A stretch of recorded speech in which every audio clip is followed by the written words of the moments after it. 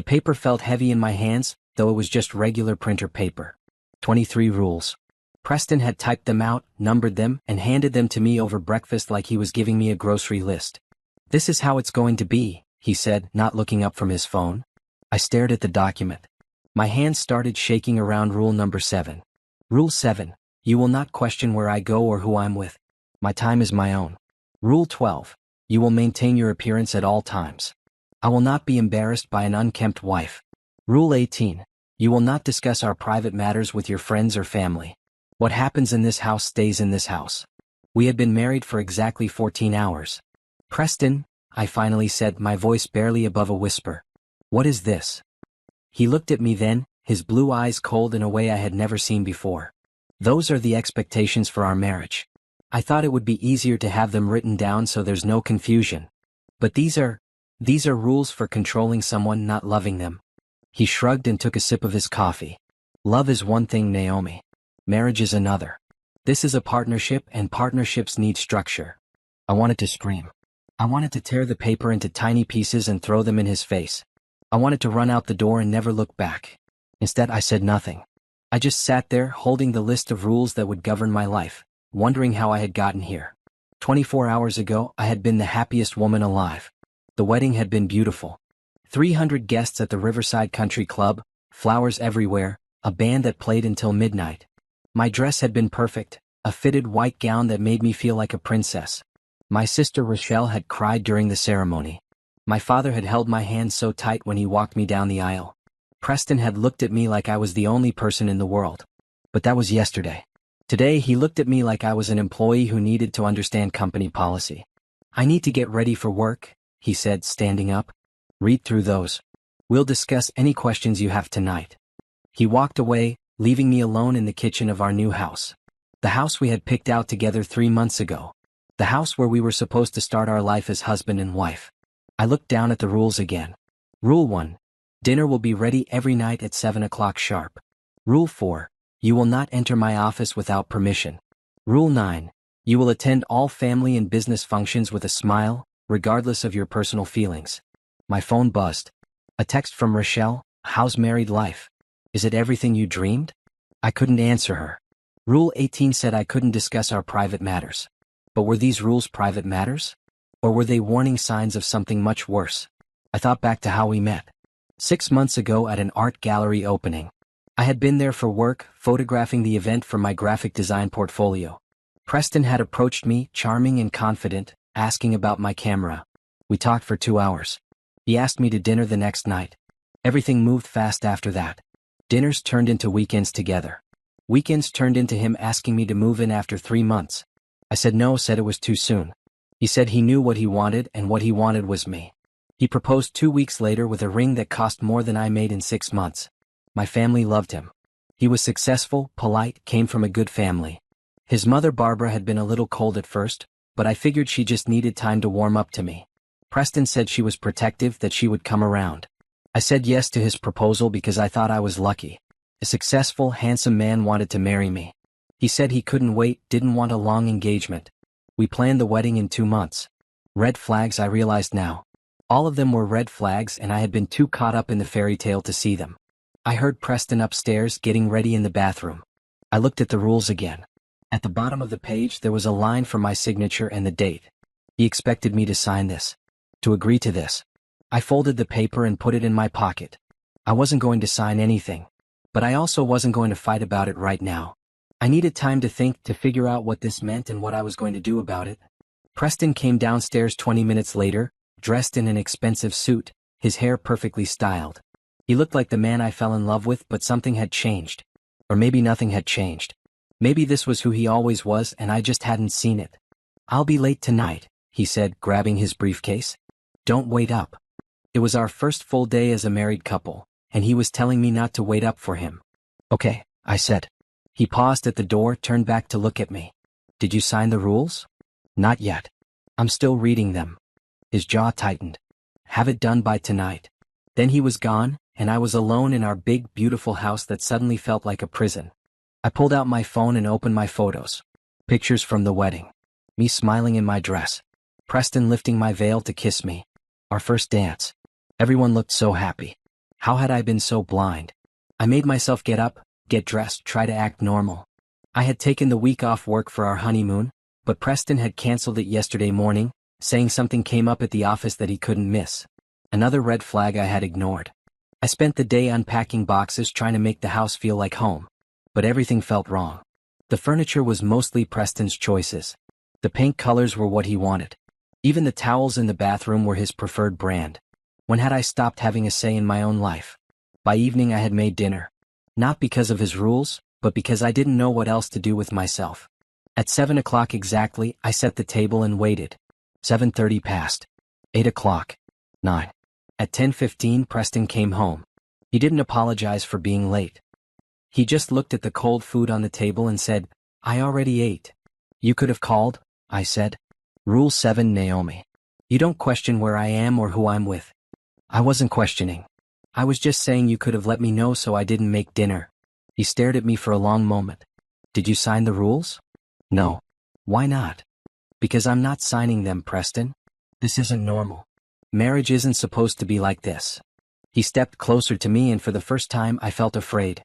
Not that he would hurt me physically, but that I had made a terrible mistake and there was no easy way out. You're my wife now, he said quietly. You need to understand how things work in this family. Tomorrow you'll understand better. My mother is coming by. He walked upstairs, leaving me standing in the kitchen with cold food and a sinking feeling in my stomach. I didn't sleep that night. I lay next to Preston, listening to him breathe, wondering who this man really was and what I had gotten myself into.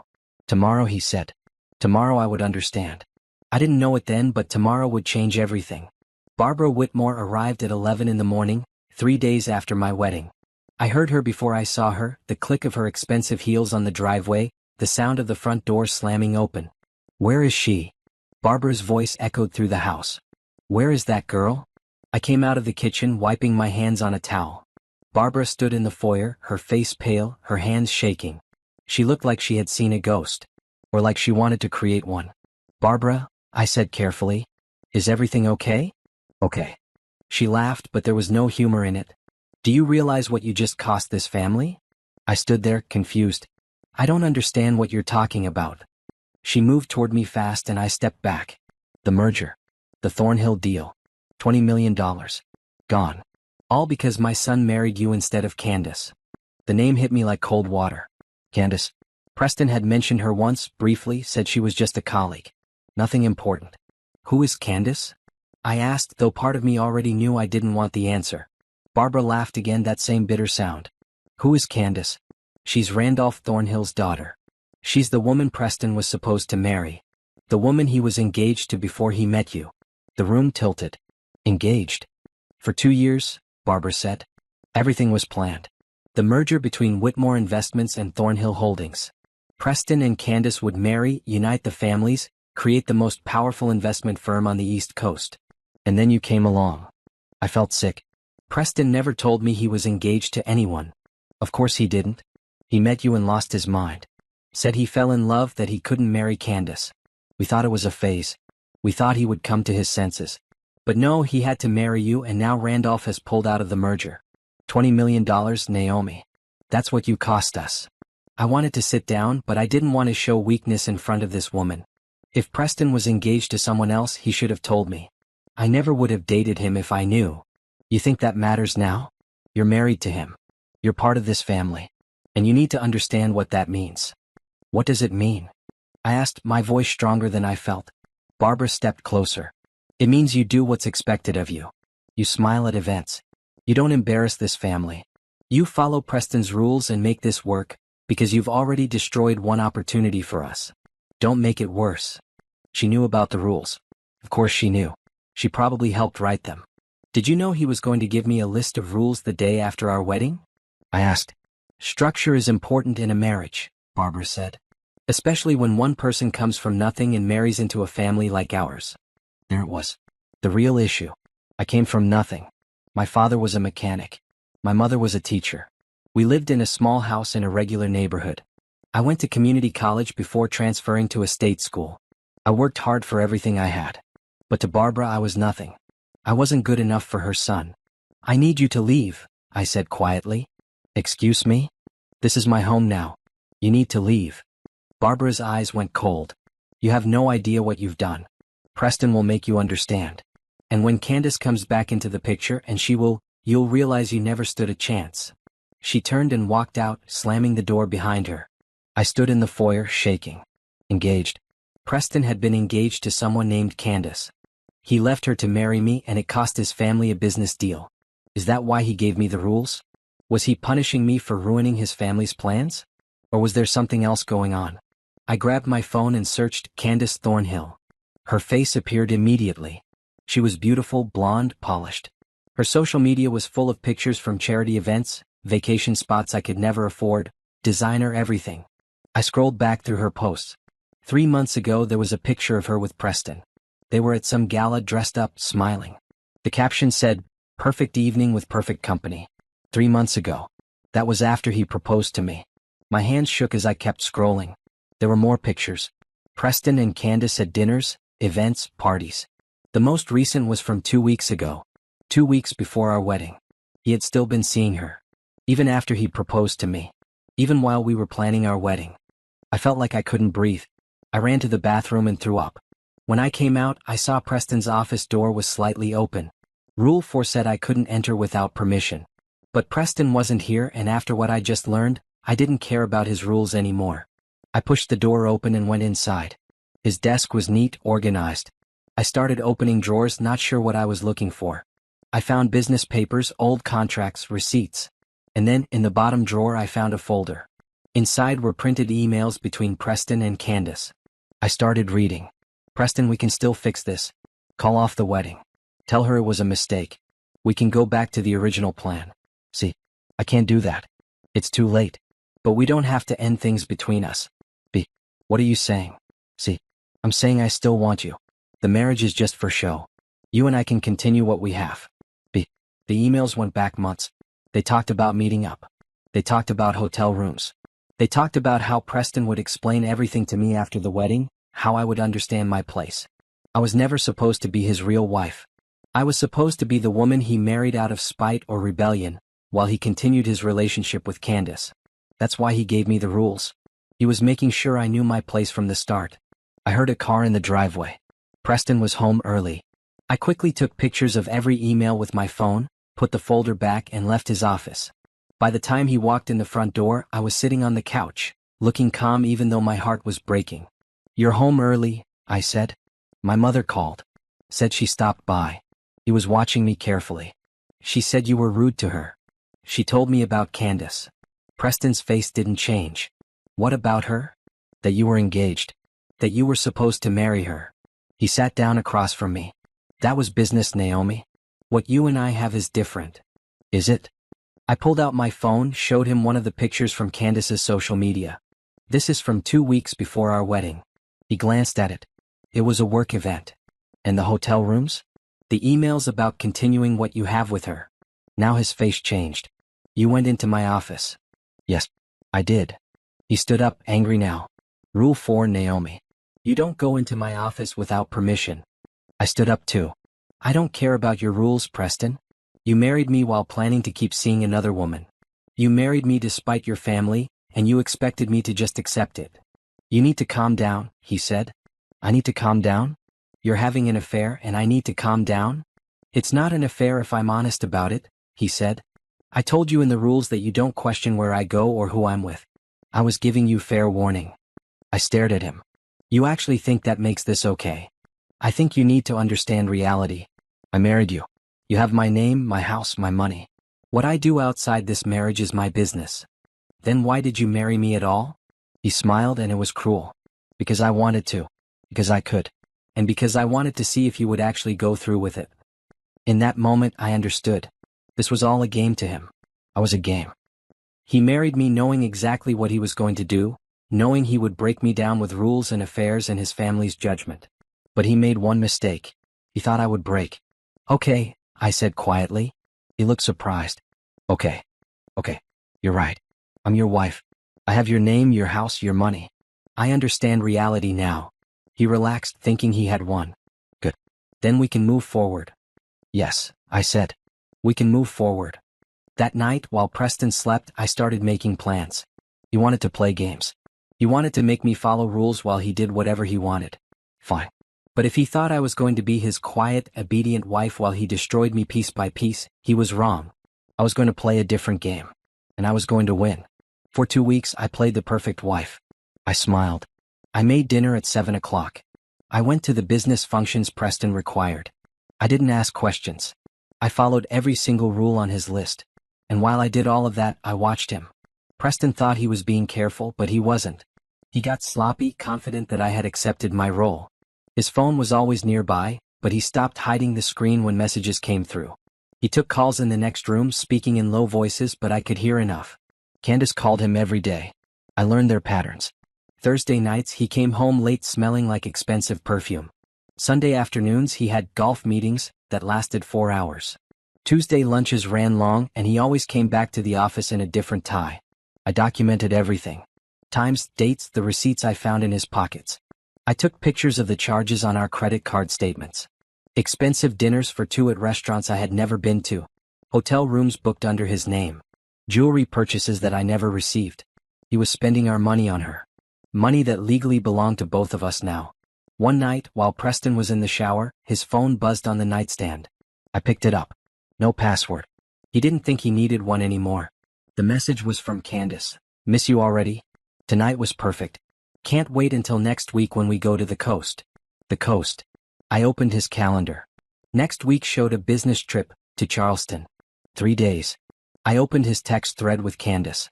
Months of messages. They were planning trips together. They talked about me. She called me the mistake. He called me the situation I'm handling. Is she really as stupid as she seems? Candace wrote last week. Completely, Preston replied. She has no idea about anything. It's actually kinda sad. I wanted to throw his phone across the room. Instead, I took screenshots of everything and sent them to my own email. Then I deleted the sent messages and put his phone back exactly where it was. Stupid he thought I was. The situation he was handling. I went downstairs and made myself tea. My hands were shaking, but not from sadness anymore. I was angry. Furious. But anger was better than heartbreak. Anger meant I could think clearly. I had enough evidence now to divorce him and get a good settlement. But that wasn't enough. He had humiliated me. He married me as a game, gave me rules like I was his property, and continued his affair while making me play the perfect wife. A divorce would hurt him financially, but it wouldn't destroy him the way he was trying to destroy me. I needed more than evidence of an affair. I needed something bigger. The next day, while Preston was at work, I went back into his office. This time, I wasn't looking for emails about Candace. I was looking for anything else. Anything I could use. I found it in his filing cabinet. Financial documents. Business deals. Investment records. And irregularities. Lots of them. I wasn't a financial expert, but I knew enough to see that something was wrong. Money moving between accounts in strange patterns. Investments made in company names I couldn't find any records for. Transactions marked as business expenses that didn't match up with any actual business. Preston was hiding money. Or stealing it. Or both. I took pictures of everything. Pages and pages of documents. Then I found something else. A contract between Preston and someone named Gerald Ashford. It was dated 6 months ago, right before Preston met me. The contract was for a real estate investment. Gerald put in $3 million.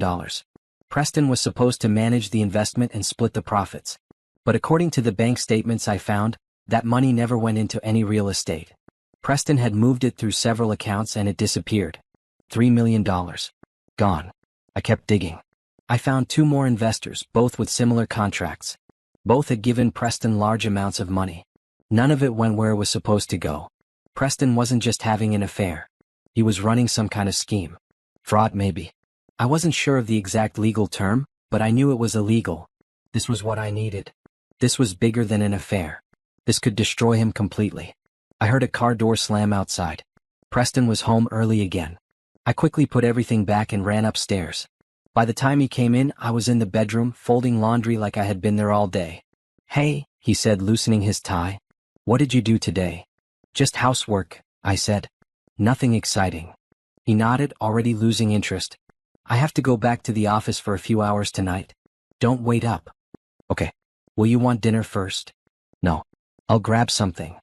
He changed clothes and left without kissing me goodbye. He never kissed me anymore. He barely looked at me.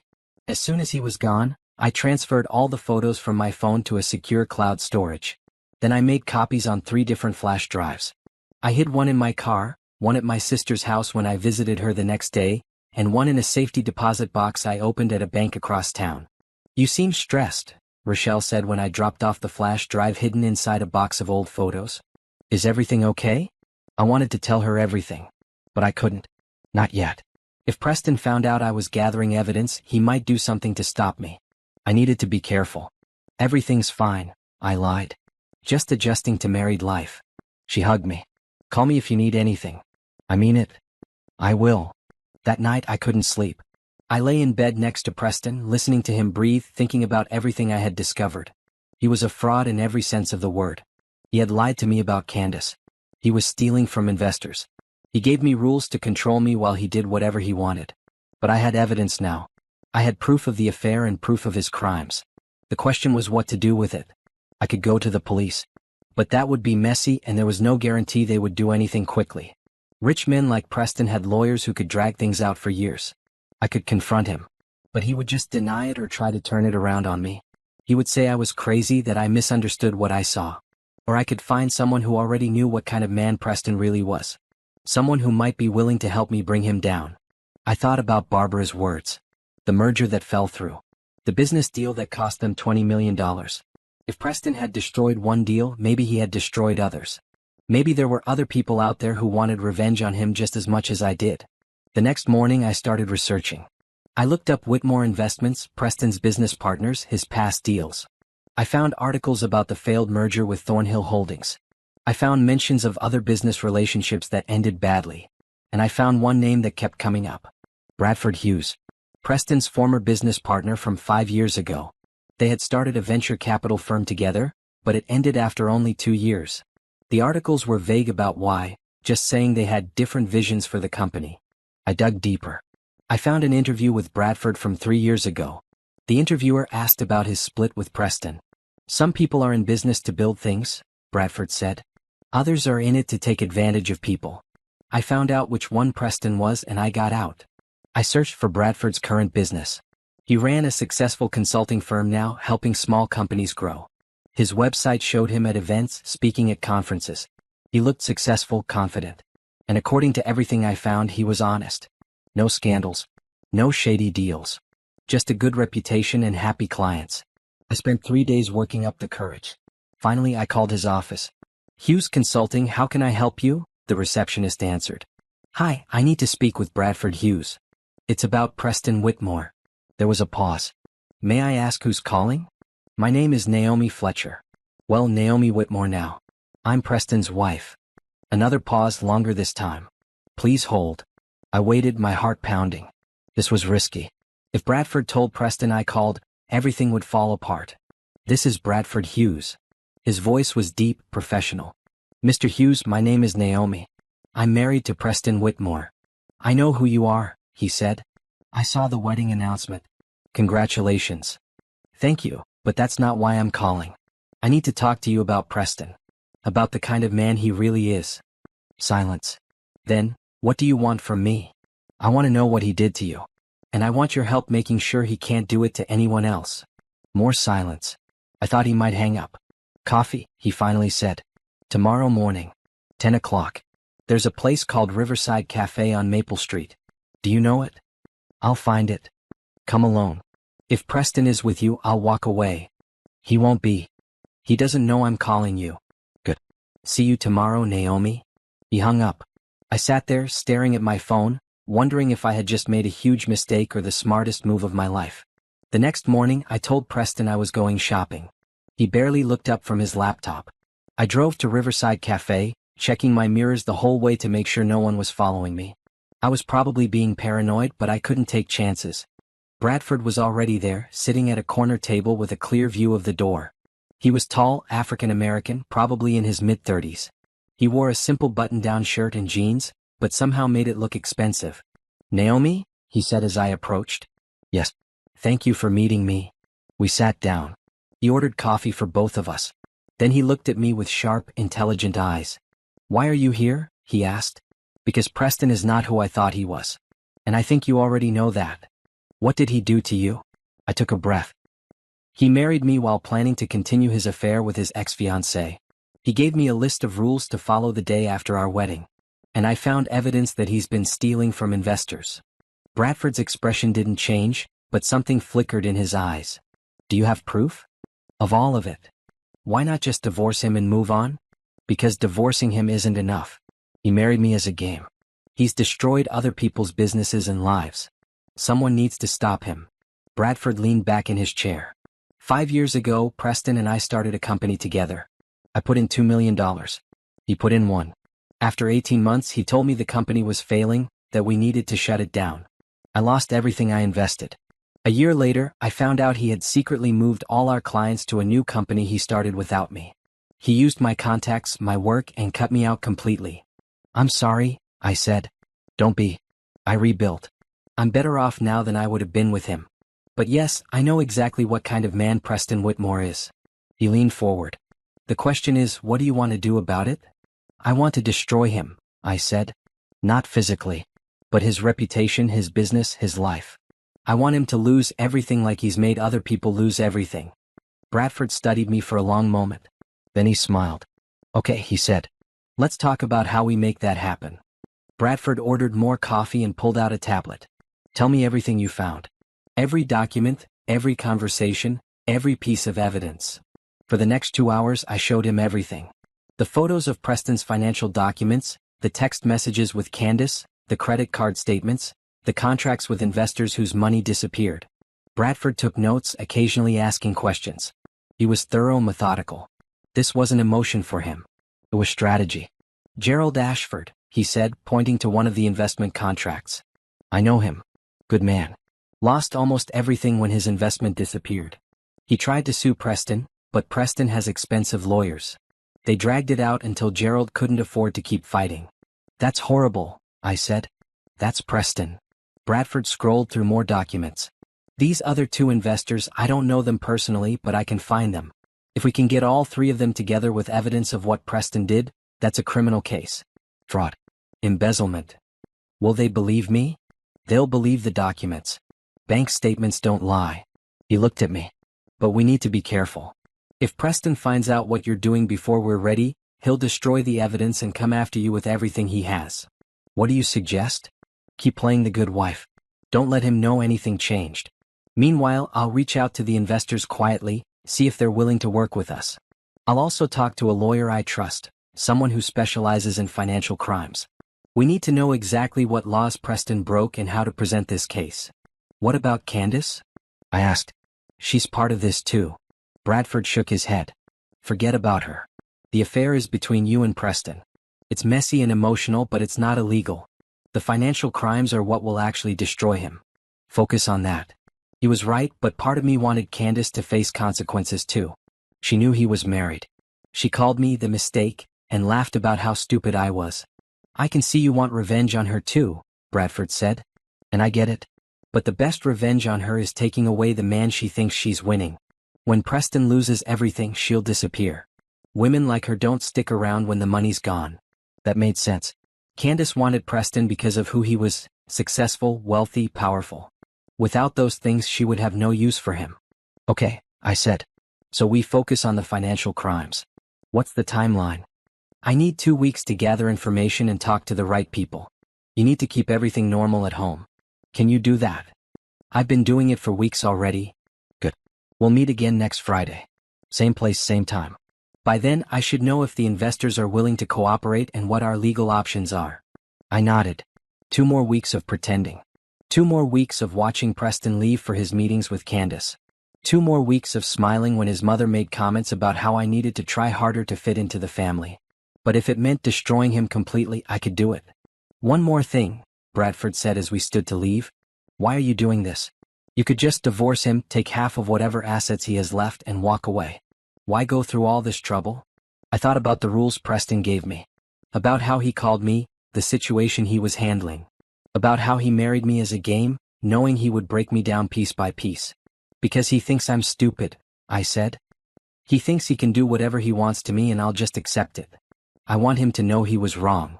Bradford smiled. I think he's going to learn that lesson the hard way. We left separately. I waited 10 minutes before going to my car, checking again to make sure no one had followed me. The drive home felt longer than usual. When I pulled into the driveway, Preston's car was already there. He usually didn't come home this early. I walked in trying to look casual. Preston was in the living room on his phone. He looked up when I entered.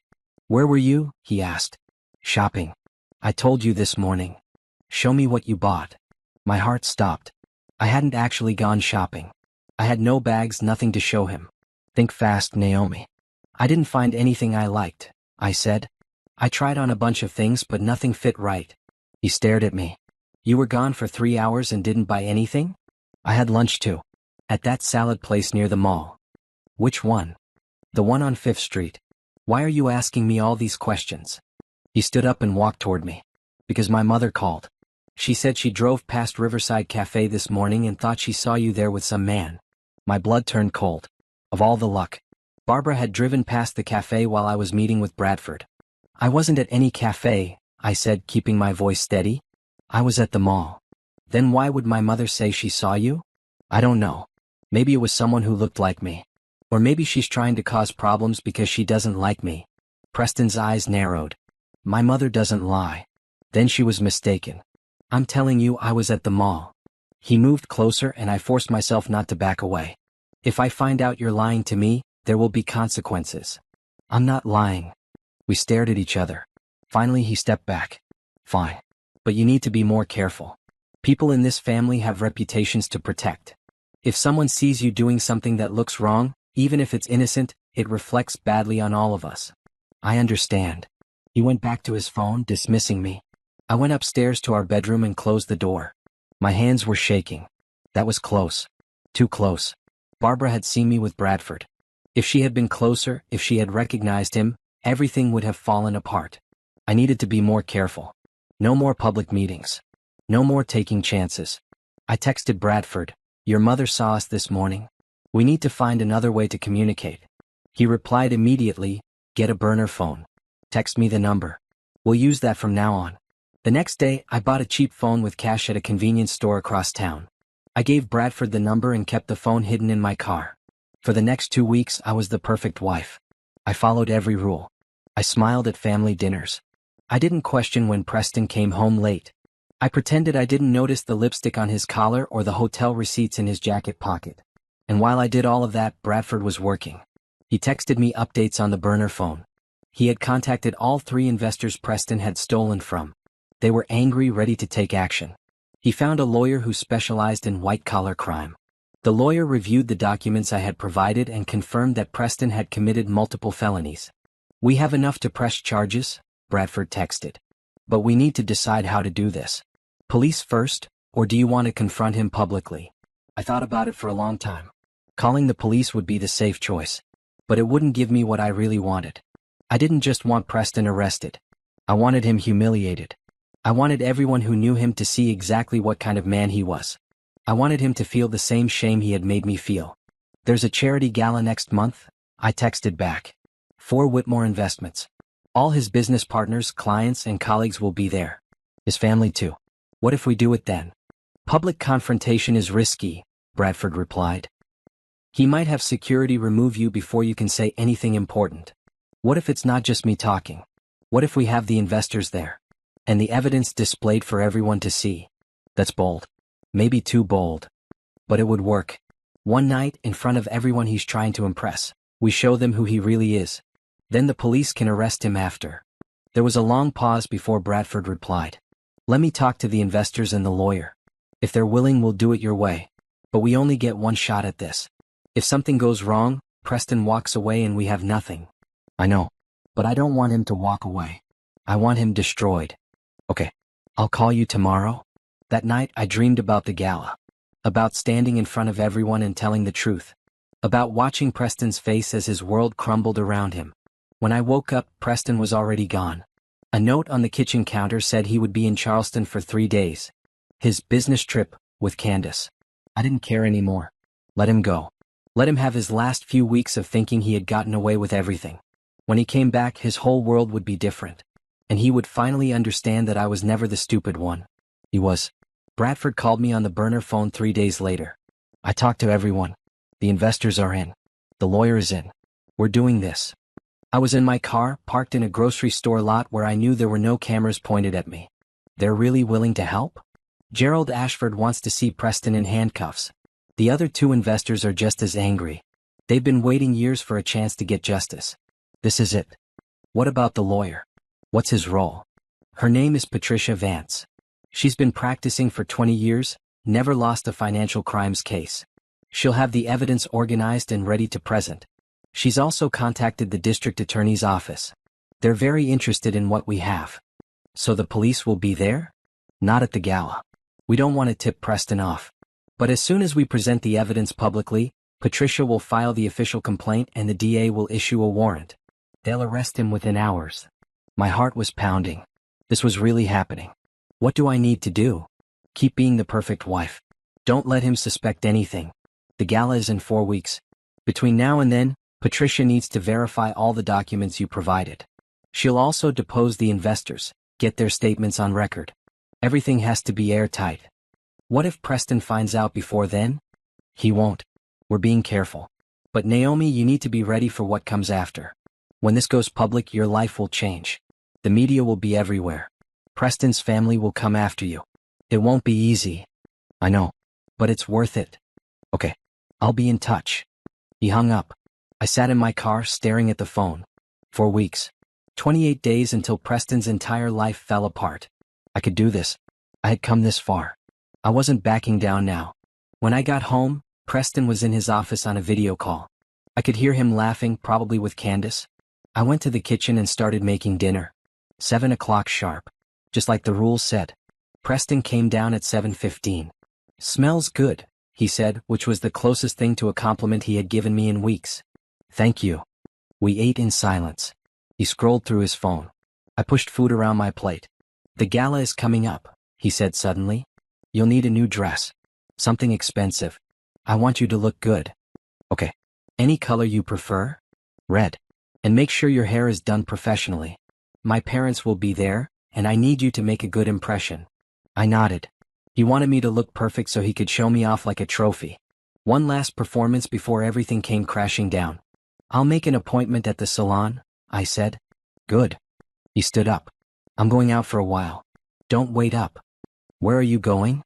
He gave me a cold look. Rule 7, Naomi. Right. Sorry. He left. I heard his car pull out of the driveway. I finished cleaning up, then went upstairs. I pulled out the burner phone and texted Bradford. He wants me to wear red to the gala. Something expensive. Bradford replied, perfect. The better you look, the more dramatic it will be when you expose him. Buy the most expensive dress you can find. Use his credit card. I smiled. Preston wanted me to look good? Fine. I would look amazing. And while he was showing me off, I would be ending his entire career. The next day, I went to the most expensive boutique in the city. The kind of place I would never normally shop. The kind of place where a single dress cost more than my rent used to be. I need a red dress for a gala, I told the saleswoman. Money is no object. Her eyes lit up. She brought me 6 dresses to try. I chose the most stunning one, a deep red silk that fit perfectly, elegant but powerful. It cost $3,000. I charged it to Preston's card without hesitation. I also got my hair done, my nails done, everything Preston wanted. I was playing my part perfectly. But while I was doing all of that, Bradford and Patricia were working behind the scenes. Bradford texted me updates every few days. Patricia had verified all the documents. The investors had given their statements. The district attorney's office had opened an official investigation. Everything was in place. We're having a run-through next week, Bradford texted. Patricia wants to practice the presentation. Can you meet us? Where? Patricia's office. It's secure. No one will see you there. I told Preston I was going to a spa day with my sister. He didn't even look up from his phone when I left. Patricia's office was downtown, on the 20th floor of a sleek building. Bradford was already there when I arrived. Naomi, this is Patricia Vance, he said, introducing me to a sharp-looking woman in her 50s. Thank you for helping, I said. Thank me when Preston is in prison, Patricia said, shaking my hand. Let's get started. We spent 3 hours going over the plan. Patricia had created a presentation slide showing Preston's financial crimes, the stolen money, the fake investment accounts. She had statements from all 3 investors. She had bank records proving where the money went. At the gala, You'll get on stage during the dinner portion, Patricia explained. Before the speeches start. You'll have about 3 minutes before security tries to remove you. That's enough time to show the most damaging slides and tell everyone what Preston did. What if they don't believe me? They will. The evidence is too strong. And all 3 investors will stand up when you finish and confirm everything you said. That's when Preston will realize he's finished. What about Candace? She'll be there too. Bradford spoke up. Let her watch. Let her see the man she's been having an affair with get destroyed. That's punishment enough. We practiced my speech. What I would say, how I would say it. Patricia was tough, making me repeat sections until I got them perfect. You can't seem emotional, she said. You need to be calm, factual. This isn't about you being hurt. It's about him being a criminal. Do you understand? Yes. Good. Because if you go up there crying or angry, people will dismiss you as a jilted wife. But if you present the facts calmly, they'll have no choice but to take you seriously. We practiced until I could deliver the whole speech without stumbling. Until I could look at pictures of Preston and not feel anything but determination. You're ready? Patricia said finally. 2 more weeks. Don't contact me or Bradford unless it's an emergency. Keep your normal routine. And whatever you do, don't let Preston know anything is wrong. I drove home, my hands steady on the wheel. 2 more weeks of pretending.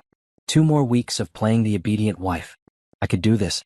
When I got home, Preston was in the living room with his mother. They both looked at me when I walked in. Where were you? Barbara asked. Spa day with my sister. Preston knew about it. Your sister called here looking for you 2 hours ago, Barbara said. Said she hadn't heard from you all day and was worried. My heart sank. I had forgotten to tell Rochelle I was using her as an alibi. I meant I was getting a spa day, I said quickly. I never said she was coming with me. I must have confused you. Preston stood up. Let me see your phone. What? Your phone. Let me see it. I pulled out my regular phone and handed it to him, grateful I had left the burner phone in my car. He scrolled through it. No messages to your sister. No calls. I told you she wasn't with me. I went alone. He tossed my phone back to me. My mother is right. You're lying about something. I don't know what, but I'll find out. I'm not lying. I went to the spa alone. That's all. Barbara stood up. Preston, maybe we should hire someone to follow her. Just to be sure. That's not necessary, I said quickly. I'm not doing anything wrong. Then you won't mind if we do it anyway, Barbara said. Preston nodded. I'll make some calls tomorrow. If you're telling the truth, you have nothing to worry about. They were going to have me followed. If they did that, they would see me doing things that didn't match my story. They would find out about Bradford, about Patricia, about everything. I had 2 weeks until the gala. 2 weeks to make sure they didn't discover what I was planning. That night, I texted Bradford on the burner phone. They might have me followed. We need to be extra careful. Don't use this phone unless absolutely necessary, he replied. Don't meet with me or Patricia. Just act normal. 2 more weeks. We're almost there. I deleted the messages and hid the phone in a different spot in my car. For the next 2 weeks, I didn't do anything suspicious. I went to the grocery store, to the gym, to coffee with actual friends. I called Rochelle and told her everything was fine, not to worry. And every day, I noticed the same black car parked down the street from our house. Preston really had hired someone to follow me. But I gave them nothing. I was the perfect, boring housewife. Shopping, cooking, cleaning. Nothing interesting. The investigator must have reported back that I was doing exactly what I said. Preston stopped watching me so closely. Barbara stopped calling to check up on me. They thought they had won. They thought they had scared me into submission. They had no idea what was coming. The night before the gala, I couldn't sleep. I lay in bed going over the speech in my head, checking every detail of the plan. Tomorrow night, Preston's world would end.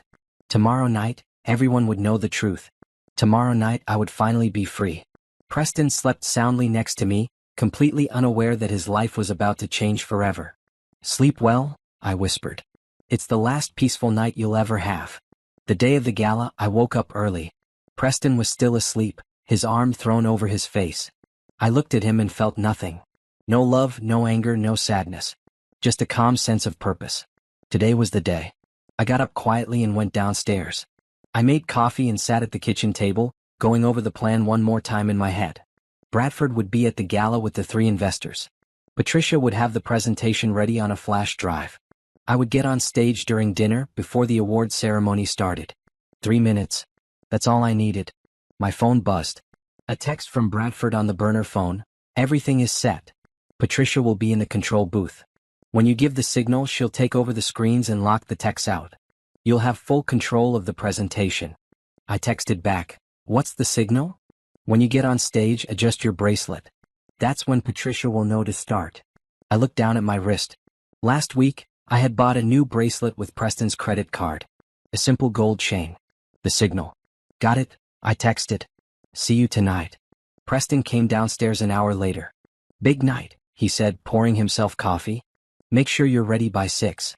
We need to be there early. I will be. He left for the office. I spent the day getting ready. Hair, makeup, nails. Everything perfect. I put on the red dress and looked at myself in the mirror. I looked powerful. Confident. Nothing like the scared woman who had received a list of rules 6 weeks ago. At 6 o'clock, Preston came home already dressed in his tuxedo. He looked at me and nodded. You look good. Don't embarrass me tonight. I won't, I said, and meant it in a way he couldn't understand. We drove to the country club where the gala was being held. The parking lot was full of expensive cars. Men in tuxedos and women in designer dresses walked toward the entrance. This was Preston's world. Money, power, status. Tonight, I was going to take it all away from him. We walked in together, his hand on my lower back. People greeted us, complimented my dress, talked about how lovely we looked together. I smiled and nodded and played my part. Barbara was already there, holding court near the bar. She saw us and waved us over. Naomi, you actually look presentable tonight, she said, which was probably the kindest thing she had ever said to me. Thank you, Barbara. The Ashfords are here, she told Preston. Gerald is still bitter about that investment situation. Try to avoid him. My heart jumped. Gerald Ashford. One of the investors Preston had stolen from. He was here just like Bradford said he would be. I'll handle Gerald if I need to, Preston said confidently. See that you do. We can't afford any scenes tonight. I excused myself to go to the bathroom. On the way, I saw Bradford across the room. He gave me a small nod. Everything was in place. In the bathroom, I checked my makeup and took a deep breath. This was it. In less than 2 hours, Preston's life would be over. A woman came out of one of the stalls. Blonde, beautiful, wearing a gold dress. Candace. She looked at me in the mirror. Naomi, right? Preston's wife? Yes. She washed her hands, smiling. I've heard so much about you. Preston talks about you all the time. I bet he does, I thought. Probably tells you how stupid I am. That's nice, I said. Your dress is beautiful. Red really suits you. Thank you. She leaned closer, lowering her voice. Can I give you some advice? Wife to wife. Wife to wife. She actually said that. Sure, I said. Preston is a complicated man. He needs space to be himself. If you try to control him or question him, you'll lose him. Trust me, I know. She was telling me to let Preston do whatever he wanted. To accept his affair. To be the good little wife who didn't make waves. I'll keep that in mind, I said. She smiled and left. I stood there looking at myself in the mirror. Candace had no idea what was about to happen. In 2 hours, she wouldn't be smiling anymore. I went back to the main room. Dinner was being served. Preston and I sat at a table with his business partners and their wives. Everyone talked about deals and vacations and upcoming investments. I ate my food and watched the clock. 8:15. The presentation was scheduled to start at 8:30, after dessert. That's when I would make my move. At 8:25, I excused myself again. I need to powder my nose, I told Preston. He barely acknowledged me, deep in conversation with the man next to him. I walked toward the bathrooms but instead turned toward the stage entrance. A security guard stood there. I'm not supposed to let anyone backstage, he said. I'm Naomi Whitmore. Preston Whitmore's wife. I need to add something to his presentation. He asked me to do it. The guard hesitated. Please, I said, giving him my best smile. It's just a small addition. It'll only take a minute. He looked around, then stepped aside. Make it quick. I walked backstage. Patricia was in the control booth just like she said she would be. She saw me and gave me a thumbs up. I walked to the stage entrance and waited. On stage, someone was introducing the awards portion of the evening. They talked about Whitmore Investments and all the success they had this year. They only knew. The speaker finished. Applause. People settled back into their seats for the presentations. This was my moment. I walked onto the stage before anyone could stop me. The room went silent. Everyone stared at me, confused. Preston's face went white. Good evening, I said into the microphone. My voice was steady, calm. My name is Naomi Whitmore. I'm Preston's wife. I'm sorry to interrupt, but there's something everyone here needs to know about the man you're about to honor tonight. I adjusted my bracelet. The signal. The screens behind me lit up. Patricia had taken control. The first slide appeared. Bank statements showing money moving between accounts. Preston Whitmore is a fraud, I said. Over the past 5 years, he has stolen nearly $8 million from investors. He promised to invest their money in legitimate business ventures. Instead, he moved their money through shell accounts and spent it on himself. The room erupted. People were shouting. Security was moving toward the stage. But I kept talking. Gerald Ashford invested $3 million with Preston. The money was supposed to go into a real estate development. Instead, Preston spent it on hotels, expensive dinners, and jewelry for his mistress. Another slide appeared. Receipts from hotels. Credit card statements showing charges at expensive restaurants. All with dates and amounts. 2 other investors, Thomas Chin and Richard Sterling, also lost money. Combined, Preston stole $8 million. Security reached the stage. But before they could grab me, Gerald Ashford stood up. She's telling the truth, he shouted. Preston Whitmore is a thief. He stole from me and ruined my business. 2 other men stood up. Thomas Chin and Richard Sterling. He stole from us too, Thomas said. We have proof. The room was chaos now. People were shouting questions. Preston was trying to leave, but people were blocking his way. There's more, I said into the microphone. Preston married me while continuing an affair with Candace Thornhill. He gave me a list of rules the day after our wedding, treating me like property while he spent our money on another woman. The final slide appeared. Text messages between Preston and Candace. Photos of them together. Credit card receipts for jewelry I never received. Candace had gone pale. She was trying to leave too, but people were staring at her. I filed all this evidence with the district attorney's office, I said. Criminal charges are being filed against Preston Whitmore for fraud, embezzlement, and theft. The police will be here shortly to arrest him. Security finally pulled me off the stage. But it didn't matter. Everyone had seen everything. The damage was done. Preston tried to speak, to defend himself, but no one was listening. People were pulling out their phones, recording, taking pictures. His business partners were standing up, distancing themselves from him. Barbara was screaming at someone. Candace had disappeared. I was escorted out of the main room, but I wasn't being arrested. The security guard just took me to a side room and told me to wait. 10 minutes later, Patricia came in. The police are here, she said. They're arresting Preston now. It worked, I said. It worked perfectly. The DA already has the warrant. Preston will be in custody within the hour. Bradford came in next. That was amazing, he said. You were perfect. Calm, factual, powerful. Everyone believes you. What happens now? I asked.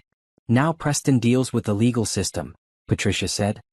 He'll probably try to make bail, but with this much evidence and 3 victims willing to testify, the judge might deny it. Either way, he's looking at years in prison. And his business? Over. His partners will drop him immediately. No one will want to work with him after this. Whitmore Investments will probably fold within a month. I sat down, suddenly exhausted. It was over. I had actually done it. Are you okay? Bradford asked. I'm free, I said. For the first time in months, I'm actually free. The police escorted Preston out of the country club in handcuffs. I watched from a side window as they put him in the back of a patrol car. His face was red, angry. He was shouting something, but I couldn't hear what. Barbara ran after the police car, screaming. Other family members tried to calm her down, but she was hysterical. Her perfect son, her golden boy, was being arrested in front of everyone she knew. Naomi, Patricia said, touching my shoulder. We should go. The media will be here soon, and you don't want to be part of that circus. She was right. Already, people outside were pulling out their phones, calling reporters, sharing what had happened on social media. By tomorrow morning, this would be everywhere. Bradford drove me home. We didn't talk much. I was processing everything that had just happened. 6 weeks ago, I was a newlywed who thought she had married the perfect man. Now I was the woman who had just destroyed her husband's entire life in front of 300 people. Do you regret it? Bradford asked as we pulled into my driveway. No, I said immediately. He deserved everything he got. He did. But that doesn't mean this won't be hard for you too. People will talk. Some will call you a hero. Others will say you were vindictive. Are you ready for that? I don't care what people say. I know the truth. Preston was a criminal and a liar. I just made sure everyone else knew it too. Bradford smiled. You're stronger than I thought. When we first met, you seemed so broken. But you're not. You're one of the toughest people I've ever met. I had good help, I said. You did the hard part. I just pointed you in the right direction. I got out of the car and went into the house. Preston's house. Except it wasn't really his anymore. Everything he owned would be seized to pay back the investors. This house, his cars, his bank accounts, all of it gone. I walked through the rooms, seeing everything differently now. The expensive furniture Preston chose. The art on the walls. The big television, the fancy kitchen appliances. All bought with stolen money. I went upstairs to our bedroom and started packing. I didn't want to stay here another night. I called Rochelle. Oh my God, she answered immediately. I just saw the videos online. Naomi, what happened? Are you okay? I'm fine. Better than fine. Can I stay with you for a while? Of course. Stay as long as you need. I'm coming to get you right now. Thank you. While I waited for Rochelle, I packed my clothes, my personal items, everything that was mine. I left everything Preston had bought me. The jewelry, the designer bags, the expensive shoes. I didn't want any of it. I found the list of rules in my nightstand drawer. I had kept it all this time, planning to use it as evidence if needed. I looked at it one more time, remembering how I felt the day Preston gave it to me. Then I tore it into tiny pieces and threw it in the trash. Rochelle arrived 30 minutes later. She helped me carry my bags to her car. We drove away from that house and I didn't look back. Tell me everything, Rochelle said once we were on the road. So I did. I told her about the rules, about discovering the affair, about finding evidence of Preston's crimes. I told her about Bradford and Patricia and the plan we made. I told her about tonight, about standing on that stage and exposing Preston in front of everyone. Rochelle listened, her eyes getting wider with each detail. You did all that? She finally said.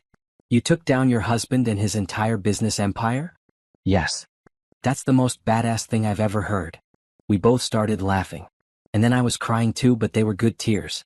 Relief tears. Happy tears. I was so scared, I admitted. Every day I thought Preston would find out.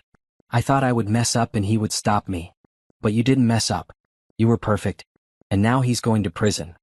He is. What happens next? With the divorce and everything? Patricia is handling it. She said it should be quick since Preston is a criminal now. I won't get much money because everything he has is being seized, but I don't care. I just want it to be over. What about Candace? She's not my problem anymore. Let her deal with the fallout of being the mistress of a convicted criminal. We got to Rochelle's apartment. She made up the guest room for me and ordered pizza. We stayed up late watching the news coverage of Preston's arrest. It was the top story on every local channel. Preston Whitmore, prominent investment banker, was arrested tonight on charges of fraud and embezzlement, the news anchor said. His wife, Naomi Whitmore, publicly accused him of stealing millions from investors during a charity gala. We have video from the event.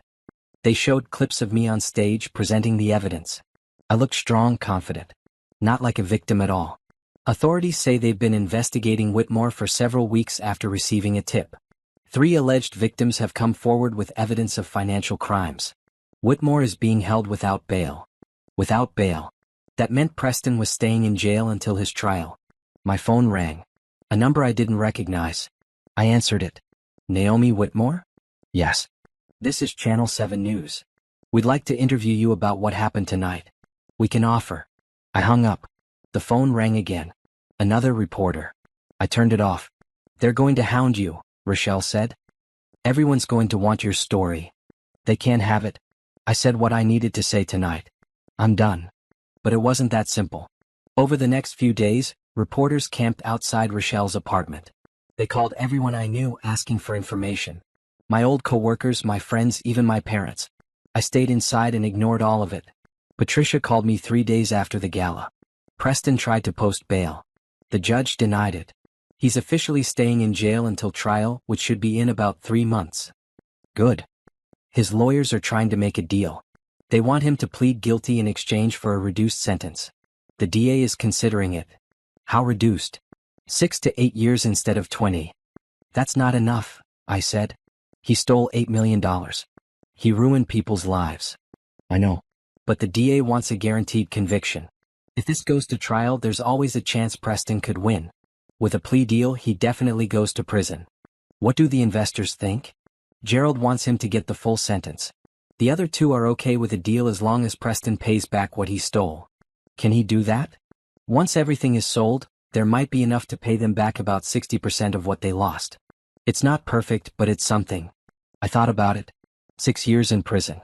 Preston would lose everything: his business, his reputation, his freedom. He would be a convicted felon. Even after he got out, his life would never be the same. Okay, I said. If the investors agree, I won't fight the plea deal. What about the divorce? How fast can we make it happen? Very fast. Preston's lawyers want to settle quickly. They're offering you a clean break. No alimony, no shared assets. You walk away with nothing, but you're free. I'll take it. I don't want anything from him anyway. Are you sure? You could fight for more. I'm sure. I just want this to be over. Okay. I'll draw up the papers. You can sign them next week, and the divorce should be final within 30 days. 30 days. 1 month until I was officially free of Preston Whitmore. Thank you, Patricia. For everything. You did the hard part, Naomi. I just helped with the legal details. After we hung up, I felt lighter. It was really over. Preston was going to prison. I was getting divorced. My old life was gone, but I could start building a new one. That night, I got a message on social media. From Candace. We need to talk. Please. I stared at it for a long time. Part of me wanted to ignore it. But another part was curious. What could she possibly have to say to me? I replied, no. We don't need to talk. We don't need anything. She responded immediately, I didn't know he was married when we started. You told me you were separated. You're a liar. I saw the messages. You knew exactly what you were doing. Please, Naomi. My life is ruined too. Everyone knows about the affair. I lost my job. My family won't talk to me. I need help. I laughed out loud. She wanted help from me. The woman she called the mistake. The woman whose husband she had been sleeping with. You made your choices, Candace. Now live with them. Don't contact me again. I blocked her. I didn't care what happened to her. She was right that her life was probably ruined too. Good. She deserved it. A week later, I signed the divorce papers. Patricia witnessed my signature. It's done, she said. In 30 days, you'll legally be Naomi Fletcher again. My maiden name. My identity before Preston. It felt good to reclaim it. What will you do now? Patricia asked. I don't know yet. Find a new job. Find a new place to live. Start over. You could keep doing graphic design. You're good at it. Maybe. I'm thinking about starting my own business. I learned a lot about investments and business these past few months. Maybe I could use that knowledge. Patricia smiled. I think you'd be good at whatever you choose to do. You're smart, determined, and you don't give up. That's a powerful combination. Thank you. For believing in me. Thank you for trusting me. I left Patricia's office and walked to my car. It was a sunny day, warm and bright. I felt like I could breathe for the first time in months. My phone rang. Bradford. Hey, he said. I heard you sign the papers. Just now. In 30 days I'm free. Congratulations. Listen, I wanted to talk to you about something. Do you have time for coffee? Sure. Where? Same place we met before. Riverside Cafe. 20 minutes. I'll be there. I drove to the cafe, wondering what Bradford wanted to talk about. When I arrived, he was already there, 2 coffees on the table. Thanks for meeting me, he said as I sat down. Of course. What's up? I have a business proposition for you. What kind of proposition? I'm expanding my consulting firm. I need someone who understands business, who's smart and resourceful. Someone I can trust. He looked at me. I want to offer you a job. I stared at him. You want to hire me? Yes. You'd start as a junior consultant, but I think you could move up quickly. You have skills that are valuable: research, attention to detail, the ability to see what's really going on. Those are exactly what I need. Bradford, I don't have experience in consulting. Neither did I when I started. I'll train you. And honestly, after what you just pulled off, I think you can handle anything I throw at you. I thought about it. A new job. A fresh start. Working with someone I trusted. What's the salary? I asked. He told me. It was more than I made at my old graphic design job. When would I start? Whenever you're ready. Take a couple weeks to settle your life. Then come work with me. I smiled. Okay. I'll do it. Great. I'll send you the employment contract tomorrow. We finished our coffee talking about the job and what it would involve. For the first time in a long time, I felt excited about the future. As I drove back to Rochelle's apartment, I thought about how much had changed in just 2 months. I had gone from a scared newlywed with a list of rules to a woman who had destroyed her husband's entire life and was starting over with a new career. Preston had tried to break me. Instead, he had made me stronger. And now, while he sat in a jail cell waiting for his trial, I was free. I had won. The news coverage continued for weeks. Preston's arrest was the biggest financial crime story of the year. Every day new details came out. More investors came forward, saying Preston had scammed them too. The total amount he had stolen was now estimated at over $12 million. His trial date was set for January. His lawyers tried to get him released on bail again, arguing that he wasn't a flight risk. The judge denied it. Preston would stay in jail until his trial. Barbara called me once. I let it go to voicemail. "This is all your fault," she said on the recording. "You destroyed my son. You destroyed this family. I hope you're happy." I deleted the message without listening to the rest. I didn't feel guilty. Barbara had known what kind of man Preston was. She had helped him write those rules. She had encouraged him to treat me like property. She was just as bad as he was. The divorce was finalized 3 weeks after I signed the papers. The judge expedited it due to Preston's criminal case. I was officially Naomi Fletcher again. The day the divorce was final, I went to my bank and opened new accounts. I transferred the money I had saved from my old job before I married Preston. It wasn't much, but it was mine. Clean money that had nothing to do with him. I also started looking for apartments. I couldn't stay with Rochelle forever. I needed my own place, somewhere that felt like home. I found a small one-bedroom apartment in a neighborhood I had always liked. It had big windows, hardwood floors, and a view of a park. The rent was affordable with my new salary from Bradford's company.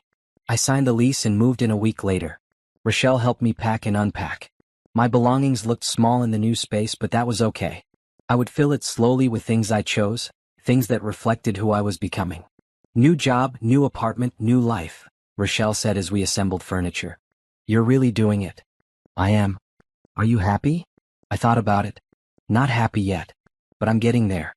For the first time, I feel like I have control over my life. That's good. That's really good. My first day at Bradford's consulting firm was nerve-wracking. I wore my best professional outfit and showed up 15 minutes early. "Welcome to Hughes Consulting," Bradford said, showing me around the office. "This is your workspace. We're a small team right now, just 5 of us, but we're growing." He introduced me to the other consultants. They were friendly, professional. No one treated me differently because of what had happened with Preston. Bradford had made sure of that. "Your first assignment is research," Bradford explained. "We have a client who's considering investing in a tech startup. They want to know if the company is legitimate and if the founders have a clean background." Sound familiar? I smiled. "Very familiar." "Good. Show me what you can do." I dove into the work. Research, background checks, financial analysis. It was exactly what I had done to take down Preston, except now I was doing it legitimately, to help people avoid getting scammed. I was good at it. Really good. Within 2 weeks, I had completed 3 client reports. Bradford was impressed. "You have a natural talent for this," he said. "I knew hiring you was the right choice.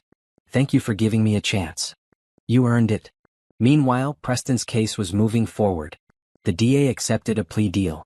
Preston would plead guilty to fraud and embezzlement in exchange for an 8-year sentence. He would also be required to pay back as much money as possible to his victims. Everything Preston owned was sold at auction. The house, the cars, the furniture. His fancy suits, his expensive watches.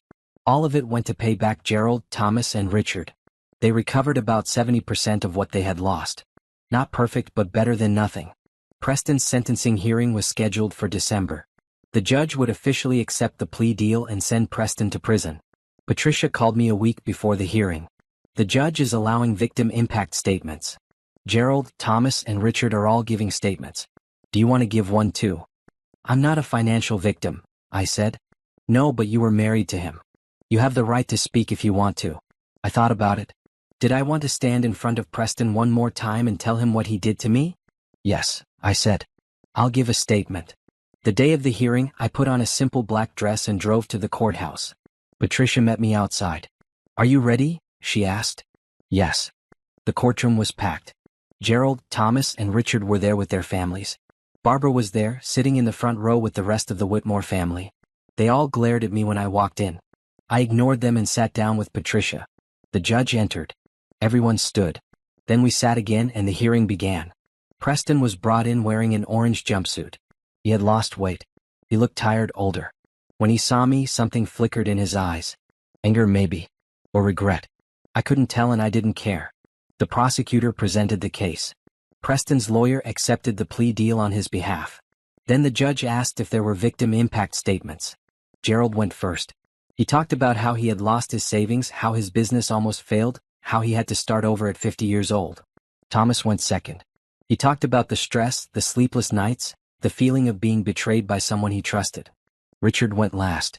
He talked about how the theft had affected his family, how his children had to leave college because he couldn't afford tuition anymore. Each statement was powerful. Each one showed how Preston's crimes had real consequences for real people. Then the judge looked at me. Mrs. Whitmore, do you have a statement? I stood up. Patricia had told me I could read from notes, but I didn't need to. I knew exactly what I wanted to say. My name is Naomi Fletcher, I said. I was married to Preston Whitmore for 6 weeks. The day after our wedding, he gave me a list of rules I was expected to follow. Rules about what I could say, where I could go, who I could see. He treated me like property, not a partner. I looked directly at Preston. He was staring at the table. While he was pretending to be my husband, he was having an affair with another woman. He spent our money on her. He planned trips with her. He laughed about how stupid I was for not knowing. I saw Barbara shift uncomfortably in her seat. Preston Whitmore is a liar and a fraud in every part of his life. He lied to me. He lied to his investors. He lied to his family and his colleagues. He destroyed lives because he thought he was smarter than everyone else. He thought he would never get caught. I paused. But he did get caught. And now he's going to prison. And I want him to know that I'm not sad about it. I'm not sorry for exposing him. The only thing I'm sorry about is that I didn't see who he really was sooner. I sat down. The courtroom was silent. The judge spoke. Mr. Whitmore, do you have anything to say before I accept this plea deal and pass sentence? Preston stood up slowly. His lawyer put a hand on his arm, probably warning him not to say anything stupid. I made mistakes, Preston said. His voice was flat, emotionless. I'm sorry for the pain I caused. That was it. No real apology. No acknowledgement of what he had actually done. Just a generic statement his lawyer probably told him to say.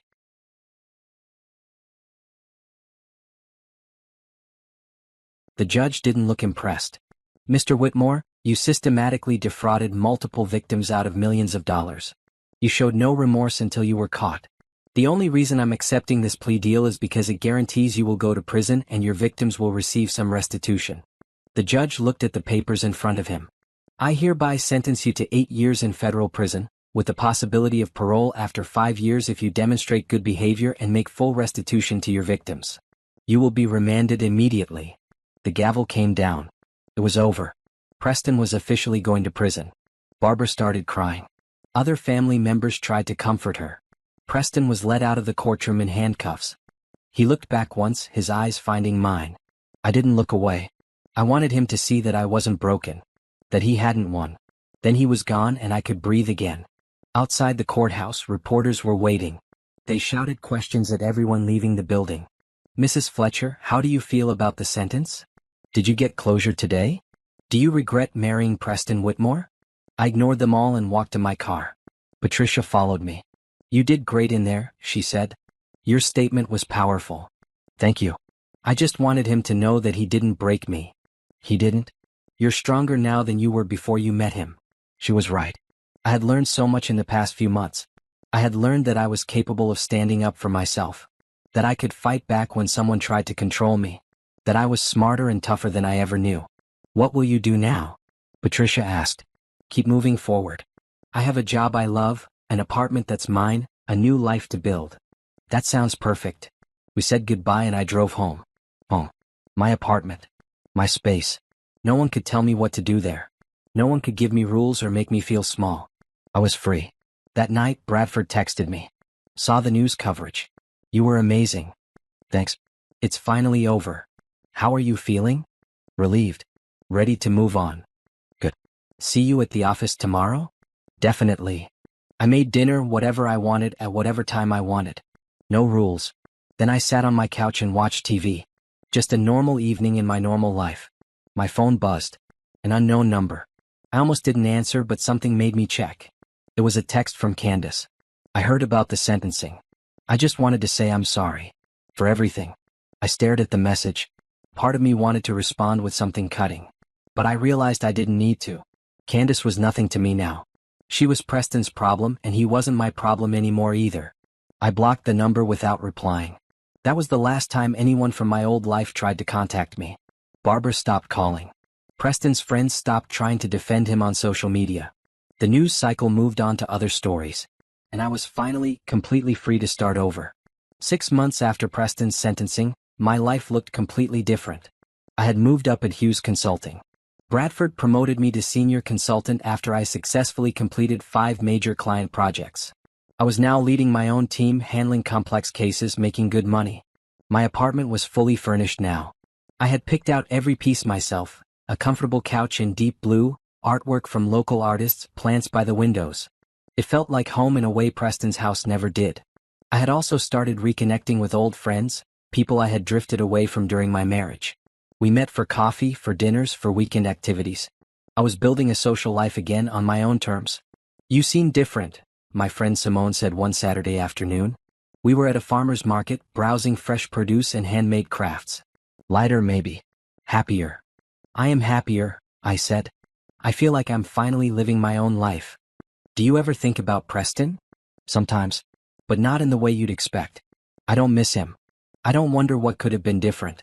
I just think about how far I've come since then." "That's healthy," Simone said. "A lot of people would still be bitter." I was bitter for a while. But staying bitter only hurts me, not him. He's in prison dealing with his consequences. I'm here building something new. We bought fresh vegetables and homemade bread. Simple things that made me happy. I was learning what I actually liked, what I wanted, who I really was without someone telling me how to be. At work, Bradford had become not just my boss but a genuine friend. He checked in on me regularly, made sure I was doing okay, gave me advice when I needed it. "You've changed this company," he told me one day. "The quality of work has gone up since you joined. Clients specifically ask for you now." "That's because you taught me well," I said. "I taught you the basics. You figured out the rest yourself. You have good instincts, Naomi." "Thank you. That means a lot." "I mean it. Have you thought about the future? Where you want to be in 5 years?" I had been thinking about it. Maybe running my own consulting firm eventually. Not right away, but someday. "That's a good goal. When you're ready, I'll help you get started." "Why would you help me start a competing business?" "Because competition is good. And because you deserve success. You've worked hard for it." That conversation stuck with me. I started planning, researching what it would take to start my own company. It felt good to have goals again, to be working towards something that was mine. One evening, I got an unexpected email. From Gerald Ashford, one of Preston's victims. "Miss Fletcher, I hope this message finds you well. I wanted to reach out and thank you for what you did. Because of you, Preston Whitmore is in prison and can't hurt anyone else. You gave me and the other investors a voice when we had none. I'll always be grateful for that. If you ever need anything, please don't hesitate to contact me. Best wishes, Gerald." I replied, "Thank you for your kind words. I'm glad we could get justice together. I hope you're doing well." He wrote back, "Better than well. I've rebuilt my business and it's thriving. Sometimes the worst things that happen to us lead to the best outcomes. Take care." He was right. The worst thing, marrying Preston, had led to so many good things. My new career, my independence, my strength. I wouldn't have any of that if I had married someone decent in the first place. It was a strange thought, being grateful for a bad experience. But I also started dating again, casually. Nothing serious, just coffee dates and dinners. I was learning what I wanted in a partner now that I knew what I definitely didn't want. I met someone named Julian at a business conference. He was a financial advisor, smart and funny. We went out a few times. He was nice, respectful. But after a few weeks, I realized I wasn't feeling a strong connection. "I don't think this is working for me," I told him honestly over coffee one day. "I was thinking the same thing," he said, smiling. "You're great, Naomi. But I think we're better as friends." Agreed. Friends sounds good. We ended things amicably. It felt good to be honest about my feelings, to not settle for something that wasn't right just because it was easy. I was learning to trust my instincts again. Preston had made me doubt myself, made me think I couldn't see things clearly. But I could. I was smart and perceptive. I just needed to believe in myself. 1 year after leaving Preston, I threw myself a party. Just a small gathering with Rochelle, Bradford, Patricia, and a few close friends. We celebrated at my apartment with food, wine, and laughter. A toast, Rochelle said, raising her glass. To Naomi, who survived the worst and came out stronger. To Naomi, everyone echoed. To new beginnings, I added. We clinked glasses and drank. I looked around at the people who had supported me through everything. I was lucky to have them. Speech. Simone called out. I don't have a speech prepared, I said, laughing. Just say something, Rochelle encouraged. I stood up, suddenly emotional. Okay. A year ago, I was in a really dark place. I was trapped in a marriage with someone who didn't respect me. I felt small and powerless. But I realized something important. I wasn't powerless. I had more strength than I knew. Everyone was listening. I got that strength from all of you. From Rochelle, who gave me a place to stay. From Bradford, who gave me a chance when I needed a fresh start. From Patricia, who helped me get justice. From all my friends who stuck by me even when things were messy. I raised my glass. So thank you. Thank you for believing in me when I didn't believe in myself. Thank you for showing me that I could start over. Thank you for being part of my new life. We love you, Naomi, Rochelle said, hugging me. Love you too. The party went late into the night. We laughed and told stories and made plans for the future. It felt perfect. After everyone left, I stood in my apartment, looking at the mess of plates and glasses that needed cleaning. I didn't mind. This was my space, my life, my mess to clean up. I thought about Preston, locked in a prison cell hundreds of miles away. I wondered if he thought about what he'd lost. His freedom, his reputation, his money. Everything he valued. I hoped he did. I hoped he had plenty of time to think about the choices he made and the people he hurt. But mostly, I just hoped he stayed far away from me for the rest of his life. My phone buzzed. A text from a number I didn't recognize. Hi, Naomi. This is Derek Chin. We met at the conference last month. I was wondering if you'd like to grab coffee sometime? I remembered Derek. Tall, kind eyes, worked in tech consulting. We had talked for about an hour about business and life. He seemed genuine. Sure, I texted back. Coffee sounds good. When works for you. How about Tuesday afternoon? There's a great place near your office. Perfect. See you then. I put down my phone, smiling. A new possibility. A fresh start. No pressure, no expectations. Just coffee with someone who seemed interesting. That's how I wanted to live now. Open to new things but not desperate for them. Happy on my own but willing to let good people into my life. I cleaned up the dishes and got ready for bed. Tomorrow was Sunday. I would sleep in, make breakfast, go for a run in the park. Simple, peaceful things that made me happy. As I turned off the lights, I realized something important. I didn't think about Preston every day anymore. Sometimes days would go by without him crossing my mind at all. He was becoming just a story I could tell, a chapter in my past that had ended. Not my whole life, just a part of it. And that's exactly what he deserved to be. A closed chapter. A lesson learned. A mistake I would never repeat. Tuesday afternoon, I met Derek for coffee.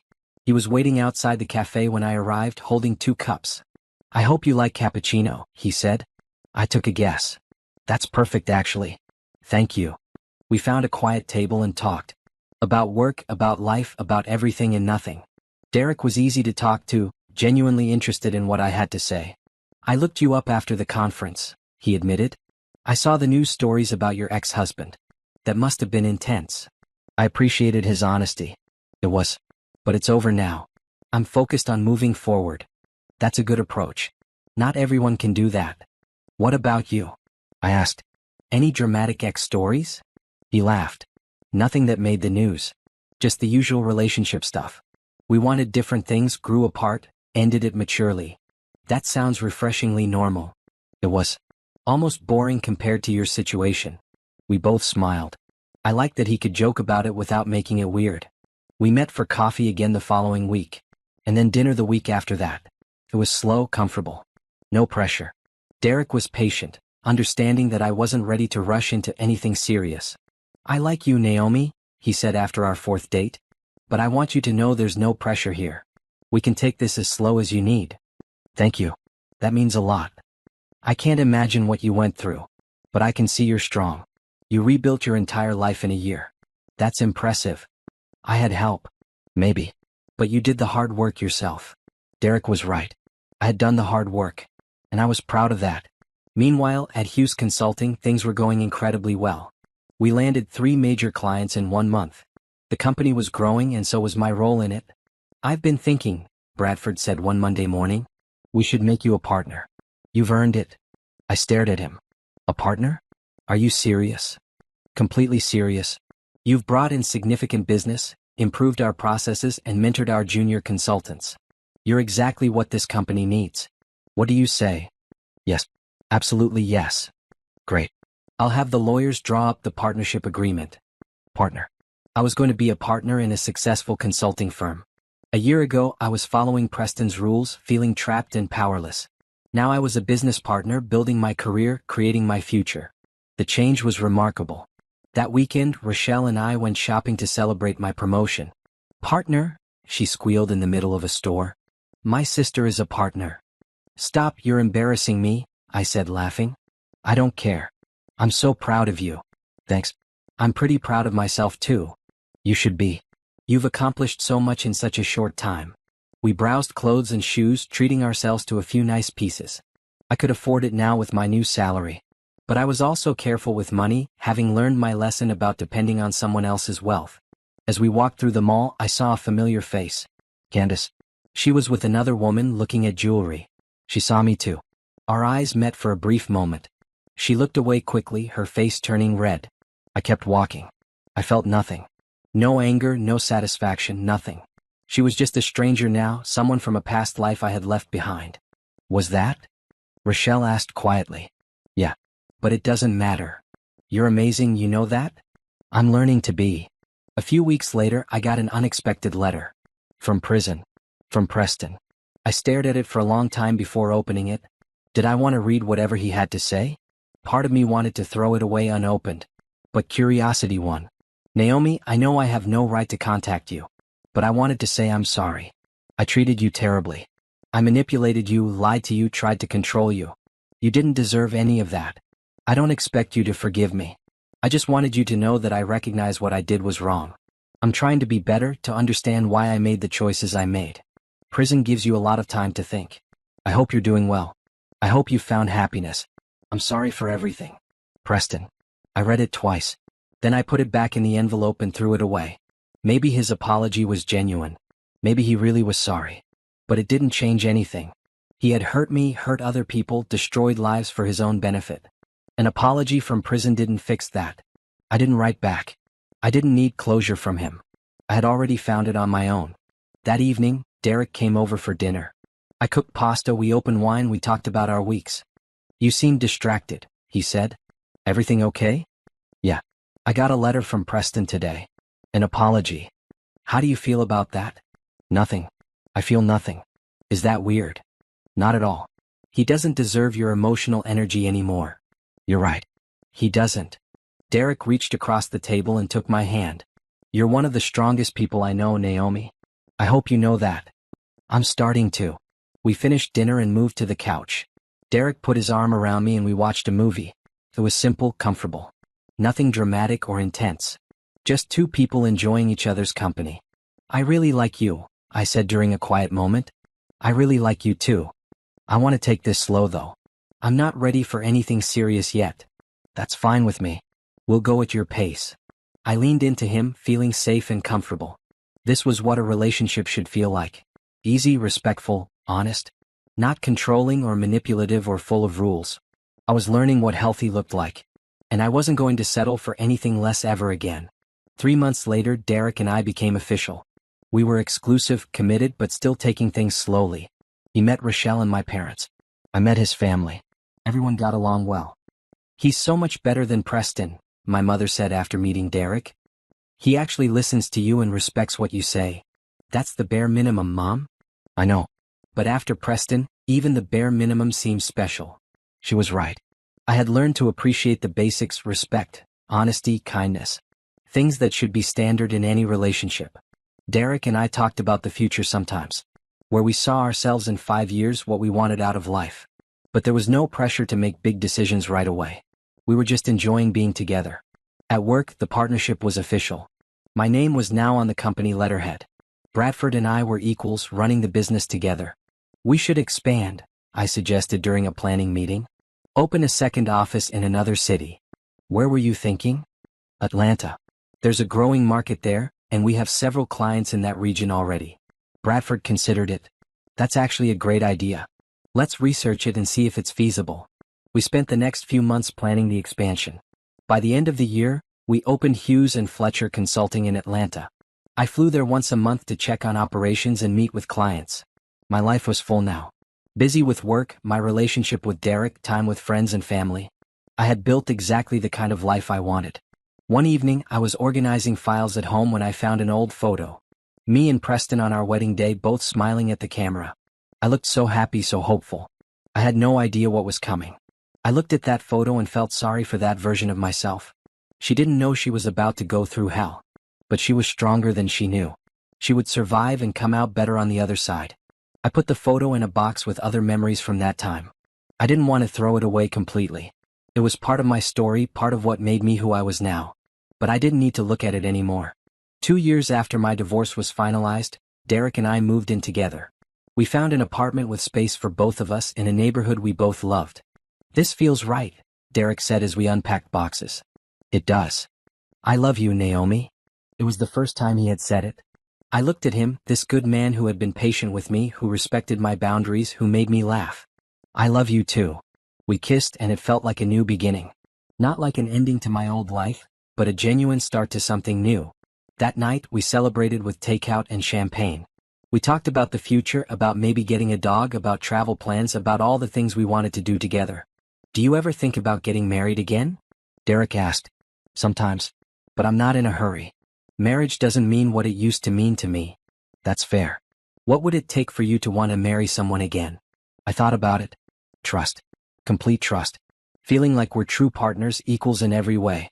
No rules, no control, just two people choosing to build a life together. That sounds perfect. What about you? What do you want? The same thing. Partnership. Respect. Someone who challenges me and supports me at the same time. Someone like you. We smiled at each other. There was no proposal that night, no big declarations. Just an understanding that we were on the same page, building something real together. 3 years after leaving Preston, I was promoted to senior partner at the firm. We opened a third office in Chicago. I was traveling for work, managing teams, closing major deals. My career was everything I had hoped it would be. Derek proposed on a quiet Saturday morning. No big production, no fancy restaurant. Just the two of us having coffee in our apartment. "Will you marry me?" he asked, pulling out a simple, beautiful ring. I looked at him. At this man who had seen me at my worst and loved me anyway. Who had been patient while I healed. Who treated me as an equal. "Yes," I said. "I will." We planned a small wedding. Just close friends and family. Nothing like the elaborate production Preston had insisted on. This was about Derek and me celebrating our commitment to each other. The wedding was perfect. Simple, meaningful, full of love and laughter. Rochelle was my maid of honor. Bradford was there, joking that he had known all along Derek was the right one. When Derek and I said our vows, I meant every word. I was choosing this partnership freely, with my eyes wide open, knowing exactly what a good relationship should look like. We didn't have a list of rules. We had mutual respect, open communication, and genuine love. As we danced at our reception, I thought about how far I had come. From a scared woman following rules to a successful businesswoman, a partner in every sense of the word, someone who knew her worth. "What are you thinking about?" Derek asked. "Just how happy I am. How this is exactly where I'm supposed to be." "Me too." We kissed and I felt completely at peace. The past was the past. Preston was a distant memory, a lesson learned, a chapter closed. This was my life now. A life I had built on my own terms. A life full of success, love, respect, and freedom. And it was better than anything I could have imagined that morning when Preston handed me his list of rules. I had won. Not by destroying him, though I had done that too. But by building something better. I had won by becoming myself. And that was the best revenge of all.